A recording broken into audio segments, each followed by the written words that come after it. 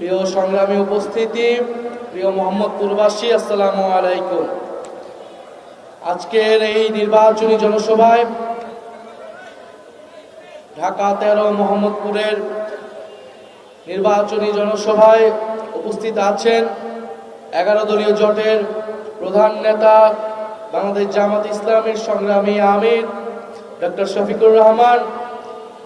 আজকের এই নির্বাচনী সভা যাকে ঘিরে আজকের এই জনসভার কেন্দ্রবিন্দু বাংলাদেশ খেলাফত মজলিসের সংগ্রামী আমির, কারা নির্যাতিত নেতা, ফ্যাসিবাদ বিরোধী আন্দোলনের নেতা শাইখুল হাদিস আল্লামা মামুনুল হক।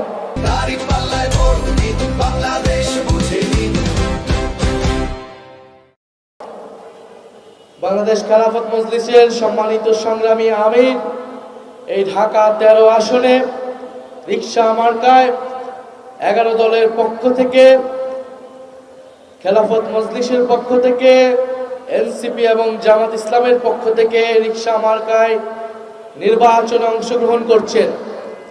আমরা আজকে মোহাম্মদপুরবাসীর কাছে রিকশা মার্কায় ভোট চাওয়ার জন্য এসেছি। 11 দলের পক্ষে সারা বাংলাদেশেই যেই গণজোয়ার তৈরি হয়েছে, ইনশাল্লাহ মোহাম্মদপুরেও সেই গণজোয়ারের বাইরে থাকবে না।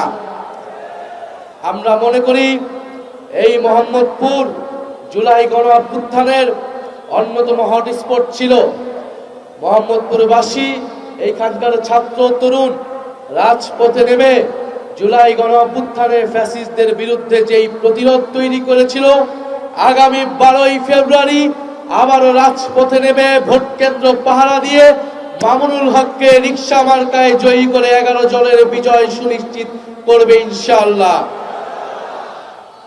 আমরা আজকে কিছুক্ষণ আগে একটা তথ্য জানতে পারলাম, ইলেকশন কমিশন একটা বিজ্ঞপ্তি দিয়ে বলেছে ভোট কেন্দ্রের 400 গজের আওতায় নাকি মোবাইল নিয়ে ঢুকতে পারবে না।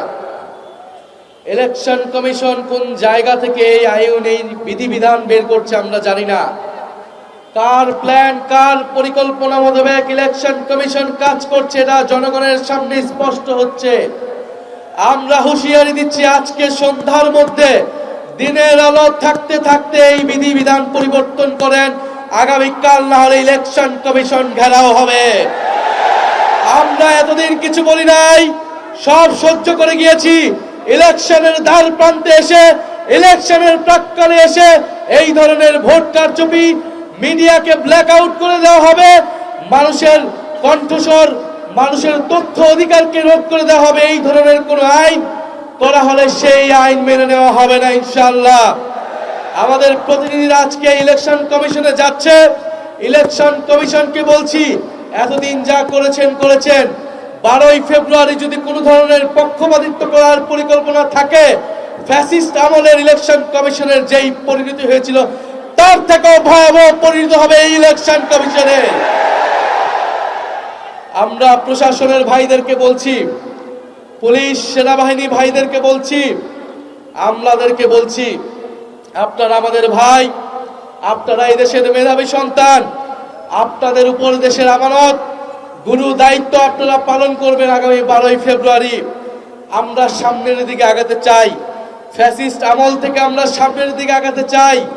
আমরা আশা করব আপনারা দেশের গুরুত্বপূর্ণ এই দায়িত্ব নিরপেক্ষভাবে পালন করবেন, বাংলাদেশের জনগণের অধিকার রক্ষা করবেন, গণতন্ত্রকে নিশ্চিত করবেন।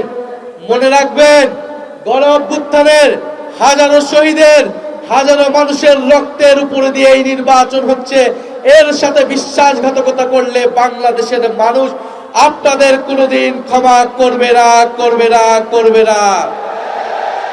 মিডিয়ার ভাইদেরকে বলবো, মিডিয়ার হাউসদেরকে বলবো, আমরা দেখতে পাচ্ছি সকল প্রাইভেট, প্রায় সকল প্রাইভেট বেসরকারি মিডিয়াতে বিজ্ঞাপন হচ্ছে ভোট দিবেন কিসে ... তো আপনারা বেসরকারি প্রাইভেট কোম্পানি, আপনারা টাকার বিনিময়ে বিজ্ঞাপন দিতে পারেন, কিন্তু আপনাদের ভাবা উচিত এটা আপনাদের কাজটা কতটুকু নৈতিক হচ্ছে।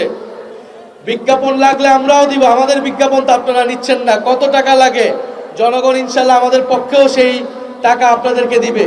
কিন্তু আপনারা একটি দলের আপনারা বিজ্ঞাপন দিচ্ছেন, মার্কা প্রচার করছেন, আপনারা অন্য জোটের মার্কা প্রচার করছেন না, এটা তো ফেয়ার হচ্ছে না। বিগত 16 বছর এই আনফেয়ারনেস বাংলাদেশের মিডিয়াগুলো দেখিয়েছে। বাংলাদেশের বেশিরভাগ মিডিয়া ফ্যাসিবাদের দালালি করে ফ্যাসিবাদের পক্ষে, গণহত্যার পক্ষে, নির্বাচন ভোটাধিকার হরণের পক্ষে বৈধতা উৎপাদন করে গিয়েছিল। আপনারা বলেছেন আপনারা বাধ্য হয়েছেন। আমরা এখন জানতে চাই আপনারা কিভাবে বাধ্য হচ্ছেন, কে আপনাদেরকে বাধ্য করছে? জনসম্মুখে সাহস করে বলুন, আমরা আপনাদের পাশে থাকব। আর না হলে আমরা ভেবে নিব আপনারা বাধ্য হচ্ছেন না, আপনারা পুনরায় নতুন কোন স্বৈরাচারের দালালি করছেন, নতুন কোন স্বৈরাচারের পক্ষে বৈধতা উৎপাদন করছেন। 16 বছরের ইতিহাস ভুলে নাই, মিডিয়ার উপরে বাংলাদেশের মানুষের সেই আস্থা আসে নাই। আবারও যদি এই একই কাজ করেন আপনারা, 12ই ফেব্রুয়ারি কিন্তু বাংলাদেশের জনগণ সেইটার এই দালাল মিডিয়াদের বিপক্ষে ইনশাল্লাহ রায় দিবে। আমরা বেশি কথা বলবো না, বাংলাদেশের মানুষ সবকিছুই দেখছে। 12ই ফেব্রুয়ারি মোহাম্মদপুরবাসী প্রস্তুত থাকেন। ফজর ওয়াক্তে এসে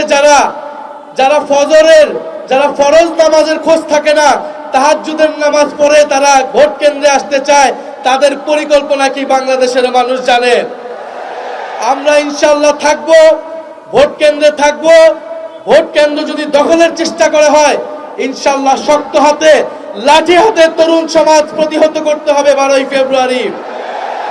আর এই মোহাম্মদপুরবাসী রিকশা মার্কাকে জয়যুক্ত করে ফ্যাসিবাদ বিরোধী, কারা নির্যাতিত আলেমকে জয়যুক্ত করে ইসলামের পক্ষে ভোট দিবেন, গণ অভ্যুত্থানের পক্ষে, সংস্কারের পক্ষে ভোট দিয়ে আল্লামা মামুনুল হককে আপনার আগামীর সংসদে পাঠাবেন।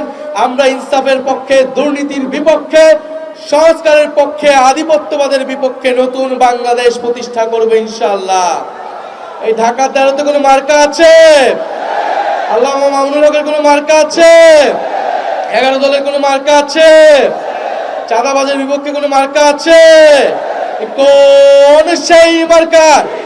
সবাই বলো, ইয়ার জোরে, ই ডাইনে বলো, ই বায়ে বলো, সবাই বলো, ই ফেব্রুয়ারির, ই 12 তারিখ জিতবে এবার 11 দলের, এবারে যাবে সংসদে, সংগ্রামে, সংস্কারে।